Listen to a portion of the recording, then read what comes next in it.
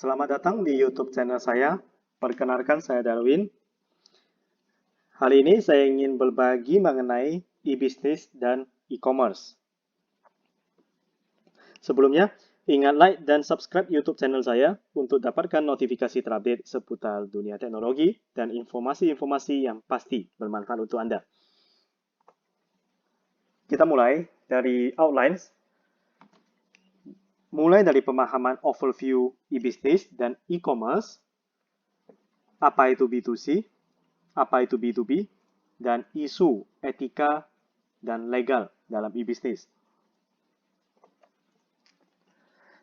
Definisi electronic commerce atau e-commerce adalah proses pembelian, penjualan, transferring, pemindahan atau pertukaran barang, jasa, bahkan informasi menggunakan jaringan komputer, yaitu internet. Definisi bisnis, ya, ini lebih luas konsepnya dibandingkan e-commerce. Karena e-business itu melayani customer dengan berkolaborasi kepada bisnis partner, serta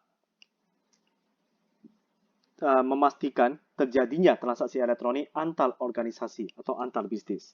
Jadi lebih luas konsepnya dibandingkan e-commerce. Kenapa dikatakan luas? Baik itu e-business atau e-commerce, itu adalah fokus kepada digital. Jadi tidak ada lagi istilahnya offline. Ini udah murni online. Mau dimanapun, kapanpun, saya bisa berbelanja secara online dengan memegang smartphone ataupun laptop ataupun PC selama punya jaringan internet. Brick and mortar, virtual organization, brick and mortar. 3 konsep ini adalah yang kita lihat setiap harinya. Apakah itu? Brick and mortar adalah bisnis yang punya visi. Dia ada buka toko. Virtual organization, bisnis itu nggak ada toko visinya. Semuanya berbasis online, misalnya website atau apps Android ataupun iOS. Jadi saya berbelanja hanya memegang smartphone aja. Nah, si pebisnis pun dia nggak punya toko sama sekali. Barang-barangnya itu ya ada di rumah. Dia tinggal foto, jeprek, gambarnya, tinggal di-upload, tunggu customer membeli barang tersebut. Keduanya kemudian digabungkan, yaitu gabungan bisnis offline dan online yang disebut brick and mortar. Saya ada buka toko, saya juga ada jualan online. Kenapa demikian? Kenapa saya nggak fokus ke satu aja? Karena di sini namanya perkembangan teknologi, perkembangan zaman, apalagi di masa pandemi COVID-19 yang belum berakhir, dan kita lihat sebelum dan sesudah pandemi, orang yang belum fasih atau gaptek, tiba-tiba mereka harus dipaksa untuk belajar sehingga bisa berbisnis secara online. Jadi kalau toko offline yang karena efek pandemi nggak bisa buka dan harus, ini kan banyak kan work from home, otomatis mereka harus juga berjualan di dunia online. Nah, setelah pandemi usai, barulah offline dan online dia buka. Ya, berarti bisnisnya dia udah satu jenis bisnis bisa ditransaksikan secara offline dan juga bisa ditransaksikan secara online. Jadi offline online. Mekanisme e-commerce. Yang pertama adalah electronic catalog. Kalau pernah dengar namanya Yellow Pages ya, Yellow Pages itu kan sebenarnya katalog, hanya saja dalam bentuk buku. Nah, kalau electronic catalog mirip dengan Yellow Pages seperti itu, hanya saja secara online. Jadi saya tinggal menggunakan kolom search. Bisa didapatkan apa yang saya mau. Misalnya saya mau beli laptop nih, tapi mana ya supplier yang lebih cocok, atau saya nggak tahu supplier mananya. Saya ingin tahu alamatnya. Ya tinggal dicari aja di electronic catalog. Electronic auction, lelang. Si penjual, dia akan tampilkan barangnya, buka harga, lalu nanti si pembeli yang berminat, dia akan menawarkan. Oke, misalnya harga awalnya itu adalah 1 juta. Pembeli A, dia mau beli 1,2 juta. Pembeli B, 1,3 juta. Jadi mereka saling lomba-lomba menawarkan satu harga. Jadi harga yang paling tinggi, maka terjadilah transaksi. Storefront, berarti toko biasa, dia punya minimarket, hanya saja bisa dia juga jualan secara online. Mall dan marketplace. Nah, sebelum saya jelaskan ini, butuh dipahami e-commerce dan marketplace. Sebenarnya ada perbedaan. E-commerce adalah bisnis yang dimiliki oleh satu orang. Sementara kalau marketplace, platform di mana penjualnya itu banyak orang. Bisa jadi orang rumahan, bisa jadi CV, bisa jadi PT. Jadi mereka bergabung, penjual itu bergabung di dalam satu platform untuk berjualan. Terus bedanya di mall itu apa? Kalau marketplace tadi kan berarti banyak penjual ya. Berarti ada penjual A dan penjual B. Saya sebagai pembeli nih, saya beli barang A, saya juga beli barang B. Berarti dari toko A dan toko B ya. Masalahnya, pada saat mau dilakukan pembayaran, dikenakan biaya pengiriman sebanyak 2 kali. Mengapa? Karena penjualnya akan berbeda. Dari penjual A, dari rumahnya, kirim ke tempat saya itu kan satu, butuh transportasi ya, dan butuh biaya. Penjual B juga demikian, berarti saya bayarnya 2 kali. Nah, kalau konsep mall, kita ketahui ini mall fisik, kita jalan-jalan ke mall, mau beli barang di toko A, di toko B, di toko C, ya kan nggak dikenakan biaya pengiriman. Karena secara offline, saya yang berkunjung ke mall. Kalau mall secara elektronik itu gimana? Ya kurang lebih sama, hanya saja biaya kirimnya itu ya cuma 1 kali. Karena barang-barang yang dijual itu dia nggak peduli apakah barang ini dari penjual A, barang ini dari penjual B. Intinya udah menyatu. Ongkirnya pun cuma 1 kali. Tipe-tipe e-commerce. Business to consumer, business to business, B2C, B2B, consumer to consumer, C2C, business to employee, B2E, e-government, seperti platform pajak, mobile commerce, ini mirip dengan ini seperti baik itu B2C, B2B, C2C, B2E itu mirip, hanya saja salah mobile atau apps. Baik, kita lihat dari belakang, ada B, ada C. Kalau depan ini sebenarnya bisnis, itu ya berarti ada instansinya. Kalau konsumen berarti orang rumahan sebagai penjual. Kalau yang di bagian belakang ada konsumen, ada bisnis, mudahnya begini aja. Di rumah, sampo, sabun, gosok gigi, odol, itu udah habis semuanya. Jadi saya mau beli. Kenapa saya mau beli? Karena itu merupakan kebutuhan. Yang namanya kebutuhan itu berarti ujungnya itu adalah B, bisnis. Kalau consumer lebih mengarah ke keinginan. Saya jalan-jalan ke mall. Awalnya enggak, ya planningnya cuma sekedar refreshing, jalan-jalan ya.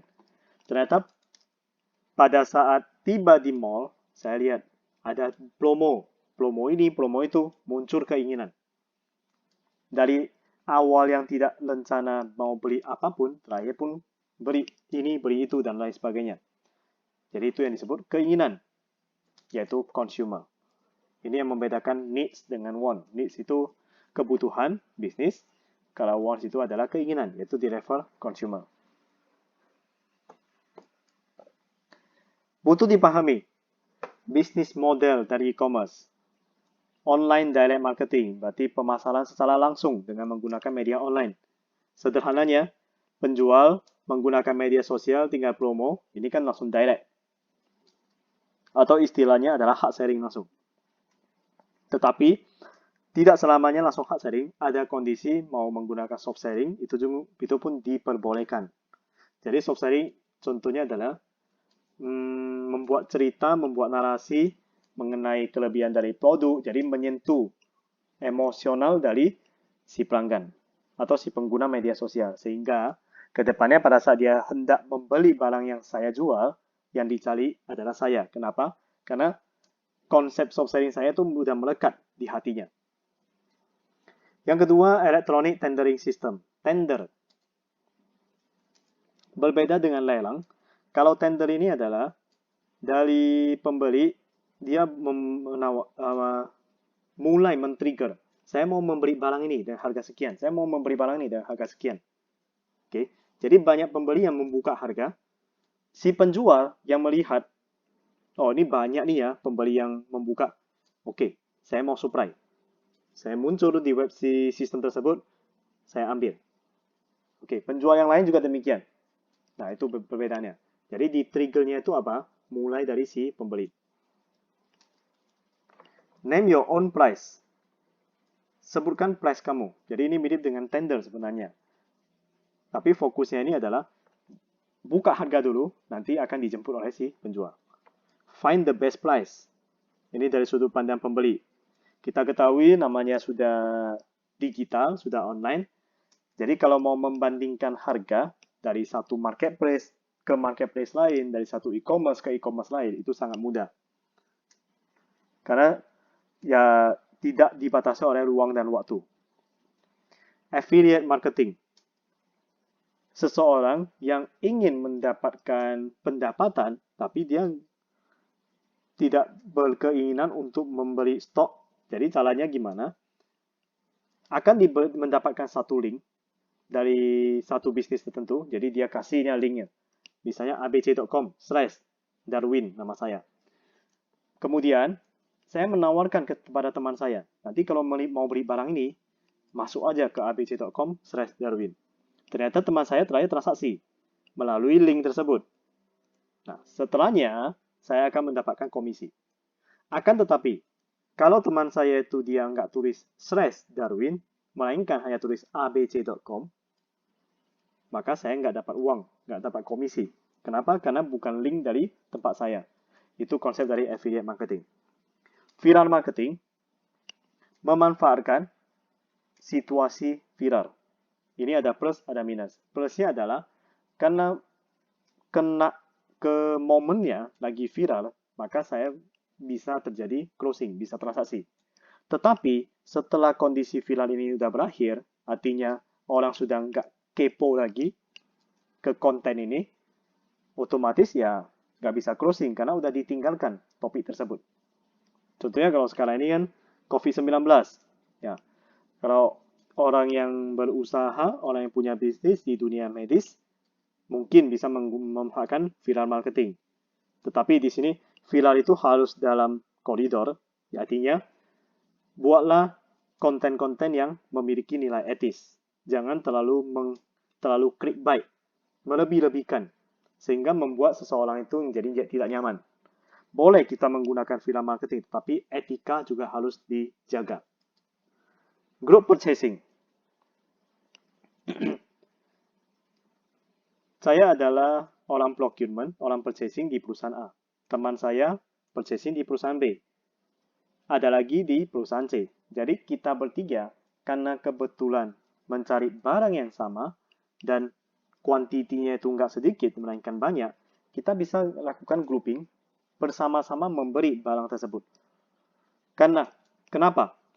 Beri satu barang, misalnya 1 juta. Kalau saya beri 10 barang, secara matematika tinggal dikali aja, 10 kali 1, jadi 10 juta. Beri barang tentunya penjual kalau diminta diskon. Dia mau dong, karena belinya dalam jumlah banyak. Oke, misalnya potong 50.000 atau potong 500.000. Berarti jadinya 9,5 juta. Sekarang saya beli dalam lebih banyak lagi, 100 buah, 100 pieces. 100 kali 1 juta, berarti 100 juta. Tentunya diskonnya bukan seperti diskon 10 buah lagi kan. Dia akan memberikan diskon yang lebih besar. Misalnya, oke lah, diskon 10 juta langsung. Berarti yang dibayar cuma 90 juta. Setelahnya, 90 juta itu barulah dibagi. Saya di perusahaan A, teman B, dan teman C, baru dibagi rata. Ini tentunya lebih murah. Ini yang disebut business model group purchasing. Online auction. Auction dengan tender. Perbedaannya tadi kalau tender kan yang awal triggernya itu adalah si pembeli. Kalau auction, lelang, yang men-trigger awal itu adalah si penjual. Jadi penjual menawarkan, oke, ini barang 1 juta. Lalu nanti orang tawarkan 1,2 juta, 1,3 juta. Harga yang paling tertinggi, closing di sana. Product customization. Produk yang bisa di-customize. Contohnya laptop, hard disk biasa, bisa di-upgrade, bisa ditukar menjadi SSD.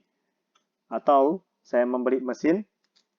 Nah, mesin ini bisa di-custom, mau pasang pipa tambahan atau lain sebagainya. Jadi produk itu bisa di-custom. Ini juga merupakan bisnis model. Electronic marketplace, ini jelas. Marketplace. bartering online, satu e-commerce dengan e-commerce lain, menjual barang yang berbeda. Kita bisa lakukan barter online. Ya, ini terlepas lagi ya, apakah dengan proses barter tersebut ada charge biaya tambahan atau mekanisme lainnya. Itu kembali lagi ke orang yang menjalankan bisnis barter tersebut. Deep discounter. Diskon-diskon tambahan yang lebih dalam kalau memenuhi syarat dan ketentuan tertentu. Membership. Dengan daftar menjadi anggota di dalam satu e-commerce, akan mendapatkan poin sekian, di mana poin ini misalnya 100 poin bisa ditukar dengan satu barang atau pada saat pembelian berikutnya diskon 10%. Jadi penjelasan tersebut ini sudah terdata di dalam gambar ini. Hanya saja butuh saya berikan tambahan. Ini adalah istilah-istilah dari bisnis model, tetapi pada saat dipraktekkan dalam e-commerce bisnis, tidak perlu terlalu terpaku kepada nama. Yang penting kita kuasai, kita pahami konsepnya, pahami bisnis modelnya. Pelaksanaan boleh terjadi kolaborasi, atau bisa jadi ada ide-ide tambahan, ide fantastik sebagai pelengkap dari bisnis model ini. Jadi semuanya sah-sah saja, dengan catatan berada dalam koridor yang beretika. Di mana nanti di ujung-ujung akan saya jelaskan mengenai etika dalam e-commerce, dalam e-business juga. Mekanisme pembayaran elektronik. Ya, ada pembayaran menggunakan cek, penggunaan kartu, atau person-to-person payment. Person-to-person payment berarti pembayaran dari orang ke orang. Ya, kalau sekarang ini contohnya penggunaan e-money, itu disebut person-to-person. Saya bisa transfer uang ke teman saya, dia juga bisa transfer ke saya, atau kita transfer ke instansi, perusahaan, atau PT. Sebagai tambahan, bagaimana cara kerja kartu kredit? Seorang customer, awalnya itu dia akan gesek kartu kreditnya ke mesin EDC. Nah, mesin EDC ini akan dilakukan pengecekan ke card issuer bank. Card issuer bank berarti bank yang mengeluarkan kartu kredit untuk si customer ini. Kalau memang bukan fraud, semuanya normal, oke, maka transaksi bisa terjadi dan keluarlah struk dari mesin EDC. End of the day, atau selesai jam kerja, merchant harus lakukan clearing lagi kembali, dan pengecekannya adalah kepada merchant bank. Jadi akan dicek, transaksi hari ini gimana, kalau sudah selesai, oke diakui, closing. Jadi ada dua sisi. Dari sisi customer, end of the day, dari sisi si merchant atau penjual. Kita lanjut kepada benefit e-commerce. Apa kelebihannya? Namanya saja sudah online, berarti kita bisa masuk bukan hanya di nasional, tetapi internasional. Dengan harga atau biaya yang rendah. Baik biaya dari sisi processing, distribusi, retrieving information. Jadi kita tinggal bayar biaya internet sebulan, kita bisa lakukan apapun. Kita bisa jual ke nasional, kita bisa jual ke internasional, bebas. Dan kelebihan lainnya adalah 24 jam. Tidak terikat oleh jam kerja. Benefit lainnya adalah bisa bertukar informasi, bisa layanan, bisa produk, sampai bukan hanya di kota ya, tapi di pedesaan, bahkan sampai ke negara berkembang. Benar-benar tidak ada layer pembatas lagi. Tetapi ada juga kelemahannya, batasan, yaitu mengenai security standard yang selalu kita harus concern. Kenapa? Yang namanya vulnerability, perkembangan teknologi, tentunya seiring dengan ancaman keamanan jaringan. Oleh karenanya, saya ambil contoh ada namanya dalam infrastruktur kan kita bisa pasang proxy, kemudian preventive SQL injection, itu hal-hal teknis.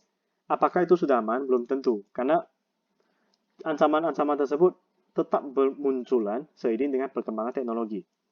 Oleh karenanya, sangat dibutuhkan knowledge mengenai security supaya bisa menambah, bisa memperbaiki, bisa menutupi celah tersebut.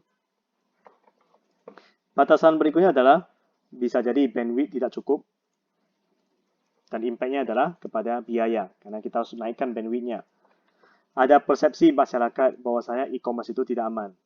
Ini kenapa? Karena masih banyak terjadi fraud di masyarakat, atau mungkin penipuan atau masalah COD. Nah, akan tetapi, cepat atau lambat, masyarakat pelan-pelan akan teredukasi. Kenapa? Karena memang kita harus mengarah kepada dunia online. Karena dengan online lah, segala sesuatunya itu bisa dilakukan dengan lebih cepat. Transaksi pun lebih cepat. Batasan berikutnya adalah mungkin adanya isu hukum yang belum bisa tersolve. Kenapa? Karena namanya online, pasti ada saja kondisi-kondisi yang bermunculan yang tidak terpikirkan, unpredictable. Masih kurangnya pembeli dan penjual. Karena kalau di negara Indonesia ini kan negara yang luas, kita nggak mungkin bisa menyentuh semua pembeli dan menjadikan semua orang itu sebagai penjual. Nah, tapi kalau kita lihat dari sudut pandang yang berbeda, sebenarnya ini adalah peluang. Kita bisa meningkatkan pendapatan masyarakat, jadi mereka pun bisa berjualan online. Selain dari itu, dengan banyaknya penjual, dengan harga yang lebih murah, otomatis masyarakat pun bisa mendapatkan barang yang diinginkan dengan harga yang lebih murah juga. Jadi, buatlah sesuatu yang positif, berpikirlah dari sisi yang positif. Fokusnya adalah customer oriented. Business to customer, B2C. Electronic storefronts dan mall. Storefronts berarti saya punya ruko, saya jalankan minimarket misalnya, itu kan minimarket. Nah, di mall saya juga ada bisnisnya. Nah, ini berarti jalan di dua tempat. Ini sebenarnya definisi standar aja ya. Kalau electronic mall tadi udah jelas. Di dalam marketplace pun bisa buka mall. Online service industry, industri layanan online, dan isu e-tailing. Ini akan kita bahas lagi. Kita mulai dari online service industry. Industri apa? Yang pertama ada disintermediation. Industri ini maksudnya adalah memotong orang yang berada di tengah. Ya, contohnya memotong calo, karena namanya calo itu kan pasti dia menjual sesuatu dengan harga yang lebih fantastik, lebih tinggi. Nah, oleh karenanya, supaya customer tidak terkorbankan, hadirlah dunia online ini untuk memotong calo tersebut. Maksudnya mengkat rantai calo, bukan memotong calonya ya. Berikutnya adalah cyber banking.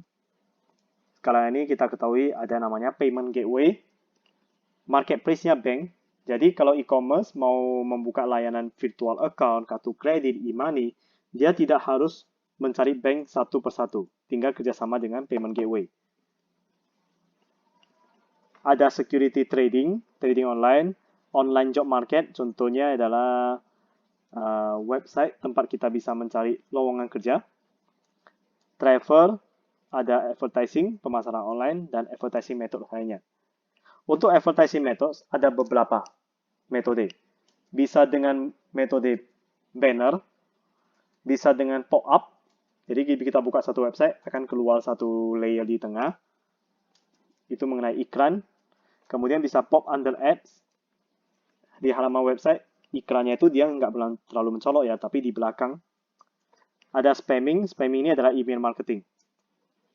Kalau kita buka email dan diserbu oleh satu bisnis tertentu, menawarkan promo, kan kita nggak nyaman nih.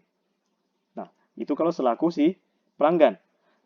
Karena pelanggan saja tidak nyaman, maka orang yang menjalankan e-commerce, dia juga harus bijak dalam menawarkan promo. Janganlah menggunakan spamming, karena ini strategi yang sangat mengganggu. Yaitu, kita bisa jadi switch saja ke permission marketing. Ini permission marketing lebih smooth. Contohnya, pada saat hari ulang tahun, barulah saya mendapatkan email. Selama ulang tahun, Anda mendapatkan diskon spesial 60%. Nah, di sini kan lebih smooth. Orang yang membaca pun karena dia bukan sistem spamming, oke lah, saya akan baca dulu semuanya. Kalaupun sekarang saya belum butuh promo tersebut, tetapi secara tidak disadari, saya akan mengingat saya pernah ditawarin promo. Jadi ketika saya butuh barang, saya bisa mencari e-commerce tersebut. Viral marketing ini jelas menggunakan momen-momen tertentu yang sedang viral. Isu e-tailing. E-tailing ini dari katanya adalah ekor, tail. Mirip dengan e-commerce, hanya saja kalau e-tailing ini adalah mengarah kepada aktivitas penjualan barang eceran di internet, jadi secara ecer. Nah, karena ecer tersebut ada masalah, bisa jadi konflik di channel, namanya saja ecer.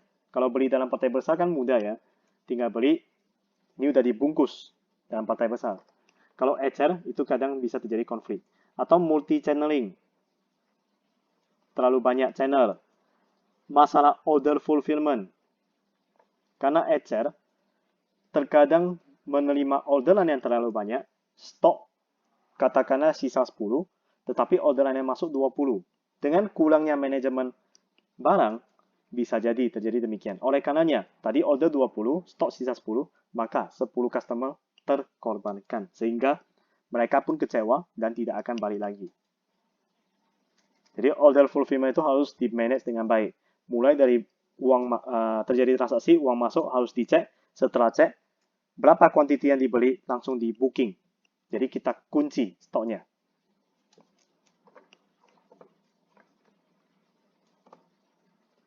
Business to business, B2B. Ada share side dari sudut pandang penjual. Kembali lagi diingatkan, marketplace itu berarti banyak penjual. Jadi karena penjual 1, penjual 2, penjual 3, bisa saja mereka menjual barang yang sama. Oleh karenanya, butuh effort sedikit lebih besar dalam menentukan harga. Jadi harus lakukan research market. Nah, disinilah kompetisi itu biasanya terjadi di marketplace. Dan itu adalah hal yang normal. Bukan hanya marketplace. Di dunia offline saja kan kompetisi juga ada. Kalau dari buy side, dari sisi pembeli di marketplace, ini dimudahkan pembeli bisa membandingkan harga serta membandingkan kualitas. Membandingkan kualitasnya dari mana? Tinggal melihat review dari customer lain. Jadi semuanya ini prinsipnya adalah electronic exchange, pertukaran secara elektronik, pertukaran barang secara elektronik. Isu etis dan legal. Nah, ini kita spesifikkan kepada e-commerce-nya. Jadi saya ulangi mengenai e-business dan e-commerce. E-business itu lebih luas, e-commerce itu lebih sempit. Tetapi prinsipnya adalah sama-sama di bisnis secara digital. Oleh karenanya, isunya itu sebenarnya sama. Yang pertama adalah isu fraud on the internet. Fraud ini bahaya sebenarnya. Cracker, bedakan cracker dan hacker. Hacker mencari celah untuk diperbaiki. Kalau cracker, dia mencari celah dan pasti ada satu pihak yang dirugikan. Jadi cracker bisa jadi dia menyediakan satu halaman maya di internet banking page. Si pembeli yang tidak hati-hati membaca link di atas, dia klik, dia masukkan user, password, habis itu uang saya pun hilang. Itu yang disebut fraud. Jadi sangat ditekankan membuka website, baik itu e-commerce ataupun yang lainnya, perhatikan linknya baik-baik. Domain name. Ada PT ABC. Maka domainnya adalah abc.com. Orang iseng, dia tahu. Oh, sebelum saya jelaskan, sebenarnya domain name dengan cyber squatting bisa saya jelaskan sekaligus ya. Domain name itu kan abc.com. Kalau cyber squatting, tadi kan PT ABC, dia punya domain abc.com. Kebetulan, domainnya itu expire-nya besok. Saya selaku seorang yang cyber squatter, saya perhatikan, oke, ABC expire-nya besok. Pas besok, saya langsung beli domain tersebut. Hari lusanya, abc.com kan jadi hilang nih, jadi punya saya. Nah, terakhir, saya menawarkan kepada PT ABC tersebut, kamu harus bayar saya sekian kali lipat. Nah, ini termasuk isu legal dan etis. Oleh karenanya, bagi orang yang menjalankan e-commerce, harus hati-hati, harus dicatat kapan domainnya itu expired. Ada masalah pajak atau fee lainnya. Kalau pajak, memang terkadang ya, ada juga orang yang tidak membayar pajak, padahal pajak itu adalah kewajiban. Jadi ini adalah isu legal. Oleh karenanya, sebagai orang yang berkecimpung di dunia e-commerce, ingat untuk selalu taat pajak. Isu lainnya adalah copywriting. Copyright berarti baik dari sisi logo, ini adalah logo yang dimiliki oleh seseorang. Jadi janganlah kita mengambil sesuatu yang bukan milik kita. Atau gambar yang kita ambil dari internet, gambar itu sudah ada watermarknya, jangan kita ambil. Ingat, fokus kepada copywriting. Apa yang bukan milik kita, jangan kita ambil. Demikian sharing saya mengenai e-business dan e-commerce.